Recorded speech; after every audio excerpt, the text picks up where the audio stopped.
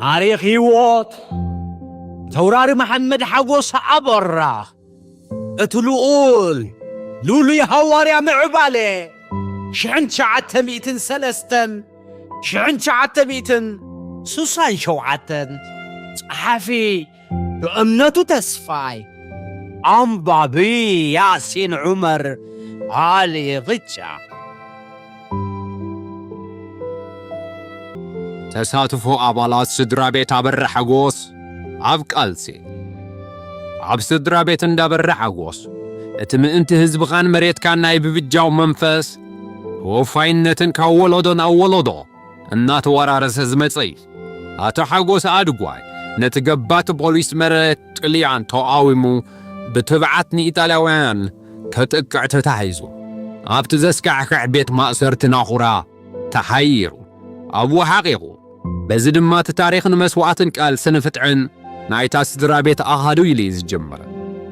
ብድሕሪ እዚ ተውራር መሐመድ ሓጎስን መሐመድ ስዒድን ኣብቲ 40ታትን 50ታትን ዝተኻየደ ዝነበረ ፖለቲካዊ ቃልሲ ብንጥፈት ተሰውያ ቃልሲ ህዝቢ ኤርትራ ብሰላማዊ መንገዲ ምስማር ምስ ዓበየ ድማ ዝቐጸሎ ወለዶታት ስድራ ቤት ኣበራ ሓጎስ ከም ኩሎም መንእስያት 60ታትን 70ታትን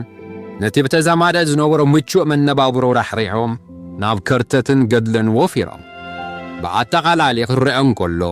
ካብዛ ስድራ ቤት 28 መንእስያት ኣብቲ ሃገራዊ ቃልሲ እጃሞም ኣበርኪቶም ካብዚኦም 5 ብረት ዓጢቖም እናተጋደሉ 2 ድማ ምስጢራዊ ቃልሲ እናካየዱ ተሰውዮም ካብቶም ግቦኦም ፈጺሞም ናጽነት ክርኢ ዝበቑዑ ድማ 6 ኣብ ውሽጢ ሃገርን ኣብ ደገን ተሰዊዖም ሓሊፎም ኣሎ እቶም ነዚ ኸቢድ መስገደል ዝመልኦ ቃልሲ ንእስነቶምን ጊዜኦምን ህይወቶምን ወዘተ ዝወፈይ ጀጋኑ ኣባላት ስድራ ቤት ድማ እዞም ዝስዕቡ ብስእሊ ቪድዮ ይስነዩ ዝተኸልፈ ዋኒናዊ ብቕዓት ስድራ ቤት ተውራር መሐመድ ሓጎስ ኣበራ ሃገር ኣበይ መበጽሐት ኣብቲ ዝሓለፈ 20 ክፍለ ዘመን ስድራ ቤት ኣበራ ሓጎስ ሓንቲ ካብተን ኣብ ፖለቲካዊ ኤርትራዊ ህዝባዊ ኣገልግሎትን ዋኒናዊ ንጥፈታትን ድሙቕ ታራ ዝነበራ ስድራ ቤት እያ እዛ ስድራ ቤት ካብ መጀመርታ 50ታት ዝለዓለ ናይ ትምህርቲ ዕድል ዝረኸቡ ኣባላት ዝነበርዋ እያ ኣብቶም ልዑል ደረጃ ትምህርቲ ዝረኸቡ 2 ኣባላት እዛ ስድራ ቤት ኣብ ፈደራዊ መንግስቲ ኤርትራ ብዝለዓለ ጽፍሒ ይሰርሑ ነበሩ ካብቶም 5 ወዳት ደቂ ኣበራ ሓጎስ እቶም 2 ብደረጃ ዋና ዳይሬክተር ለሓርካ ካብ 1975 1978 ከምቲ ሓጋጋዚ ኣመሓዳሪ ኤርትራን ኣመሓዳሪ ጠቕላይ ግዝኣት ኣውራጃ ሽዋን ሰሪዕ እቶም ካልኦት እውን ኣብ ዩኒቨርሲታትን ግብፅን ዓዲ ጥልያንን ልዑል ሞያዊ ትምህርቲ ዝቐሰሙ እዮም መሐመድ ሓጎስ ኣበራ ፍሉጥን ዓብዪ ኣህጉራዊ በዓል ዋኒን እዩ ልዕሊ 10 ኣውቶቡሳትን ልዕሊ 30 ናይ ጽዕነት መካይን ነይረኖ እታ ኣብ 40ታትን 50ታትን ኣብ ኣስመራ ጉኑን ስም ዝነበራ ሆቴል ቀይሕ ባሕሪ ናቱ እያ ኣብ ሓያሎ ኩባንያታት ብርኪ ነይርዎ ከም ኣብነት ኣብ ኩባንያ ዓለባ ሲልቨር ስትሪል ማሕበር መጓዓዝያ ሰታዮ ኣብ ማይ ውዕይን ባፅዕን ዝነበረ ቸሪኒ ሆቴላት ፋብሪካ ዕጣን ከረም ኣብ ባፅዕ ኣዳራሽን ብምክራይን ካልእ መሳለጣታትን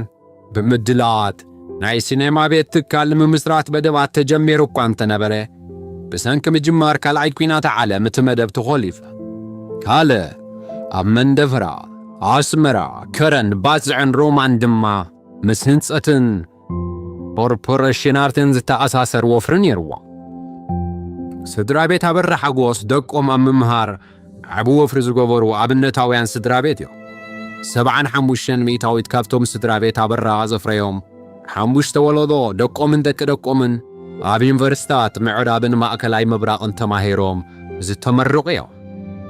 እዚ ዋኒናዊ ብቕዓት ናይዛ ስድራ ቤት